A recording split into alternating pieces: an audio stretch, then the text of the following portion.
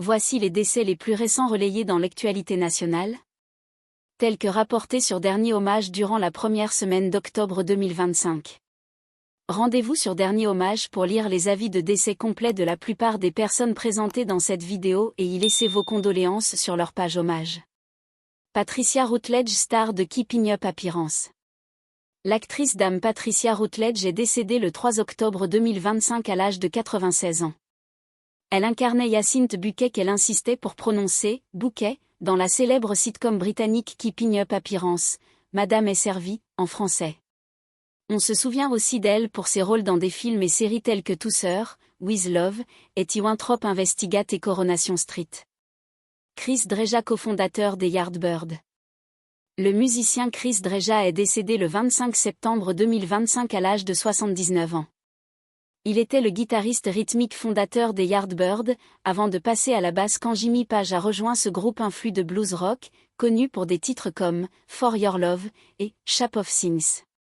On se souvient de lui pour avoir refusé l'invitation de rejoindre Led Zeppelin afin de se consacrer à la photographie. Il a réalisé de célèbres clichés de Zeppelin, mais aussi de Bob Dylan, Tina Turner et bien d'autres. Joshua Allen, vainqueur de So You Think You Can Dance.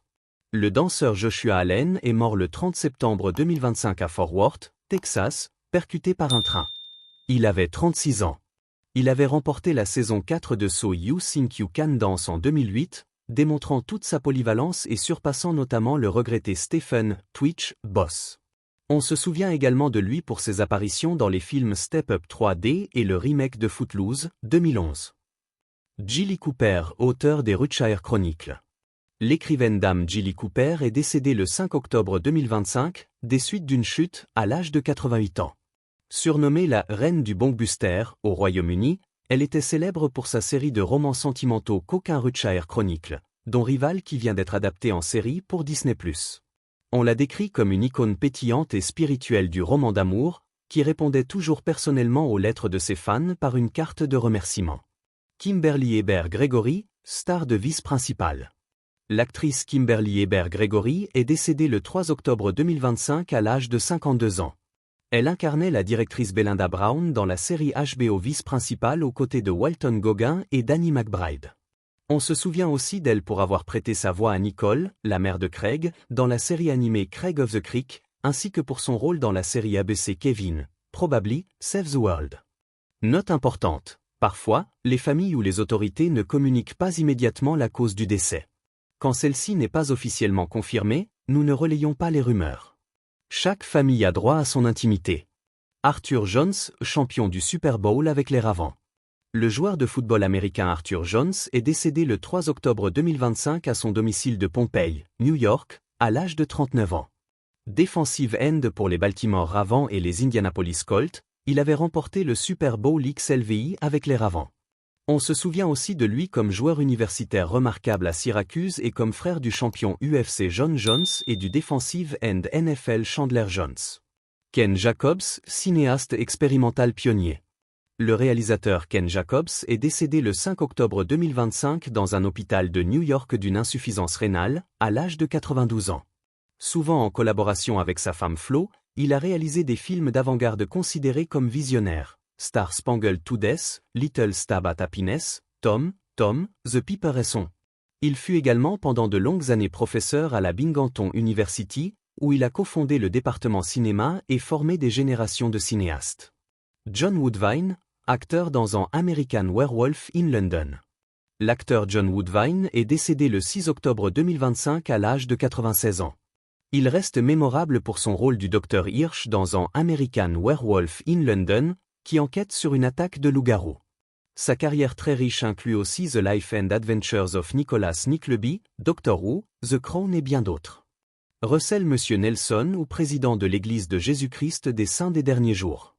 Le dirigeant religieux et médecin Russell M. Nelson est décédé le 27 septembre 2025 à son domicile de Salt Lake City à l'âge de 101 ans. Il était le président de l'Église de Jésus-Christ des Saints des Derniers Jours, le plus âgé de l'histoire de l'Église. Il avait auparavant servi pendant des décennies au Collège des 12 apôtres.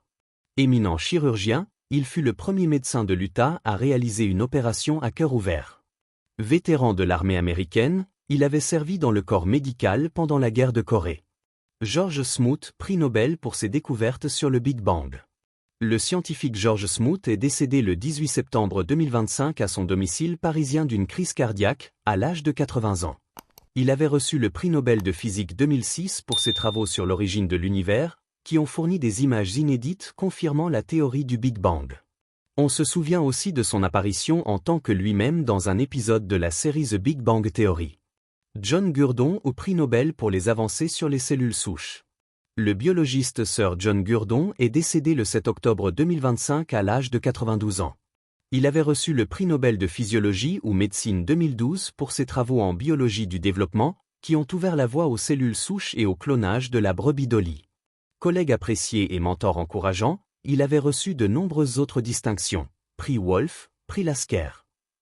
Joan Kennedy, première épouse du sénateur Ted Kennedy. L'autrice et musicienne Joan Kennedy est décédée le 8 octobre 2025 à son domicile de Boston, dans son sommeil, à l'âge de 89 ans. Ancienne épouse du sénateur Ted Kennedy, elle était devenue une défenseur de la santé mentale et parlait ouvertement de ses propres combats. Pianiste classique accomplie, elle avait écrit le livre The Joy of Classical Music, A Guide for You and Your Family. Vie mise en lumière sur Dernier Hommage. Avant de poursuivre avec les hommages aux célébrités, je tiens à souligner que certains des avis de décès les plus touchants de la semaine sur Dernier Hommage ne concernaient pas des personnalités, mais des gens ordinaires comme vous et moi. Parmi eux, cette éleveuse de bétail texane, grande dame de l'élevage de bovins brahmans américains, ce père et mari adoré de l'Illinois, banquier respecté dont la carrière passait après l'amour de sa famille et de sa foi, ce pilier de la communauté éducative du New Jersey qui a enseigné à des milliers d'élèves et adorait partager la musique avec ses proches. Sur Dernier Hommage, toute famille peut publier un avis de décès pour honorer la mémoire d'un proche, en ligne et dans les journaux locaux. Il suffit de visiter Dernier Hommage et de sélectionner votre communauté. Anniversaire de décès de célébrités. En plus des décès récents, Dernier Hommage rend hommage aux personnalités disparues les années précédentes. Voici quelques anniversaires de cette semaine. Il y a un an, la chanteuse Cissy Houston, 91 ans, mère de Whitney Houston. Il y a 5 ans, le guitariste Eddie Van Halen, 65 ans. Il y a 15 ans, le pionnier de la soul Solomon Burke, 70 ans. Il y a 40 ans, l'acteur Yul Brynner, 65 ans. Oscarisé pour Le Roi et Moi. Né il y a 85 ans cette semaine, John Lennon. Décédé en décembre 1980 à 40 ans. Drapeau en berne aux États-Unis. Chaque semaine, les drapeaux américains sont mis en berne pour honorer des citoyens dont les communautés portent le deuil. Voici les plus récents. Massachusetts, sénateur d'État Edward J. Kennedy Jr. Caroline du Sud, chef adjoint des pompiers Jimmy Townsend Wisconsin, garde forestier Adam Zirbel Minnesota. Pompier de feu de forêt Isabella Gress, Bella Oscarson, morte en service, Dakota du Sud, ancien législateur Charles C. Droz Californie, officier de police Raymond Barrant, mort en service, New York. Victime de l'attaque du Hamas contre Israël il y a 2 ans. Iowa, sous-lieutenant Blaine Wilcox, WW, reste récemment identifié. Louisiane, ancien sénateur et candidat au poste de gouverneur Louis-Joseph Lambert Jr. Missouri, sous-officier Andrew Drew Cully. Vous pouvez en savoir plus sur toutes les personnes évoquées dans cette vidéo sur legacy.com. Suivez legacy.com sur Instagram et Facebook et abonnez-vous à notre chaîne YouTube pour rester informé des décès faisant l'actualité nationale.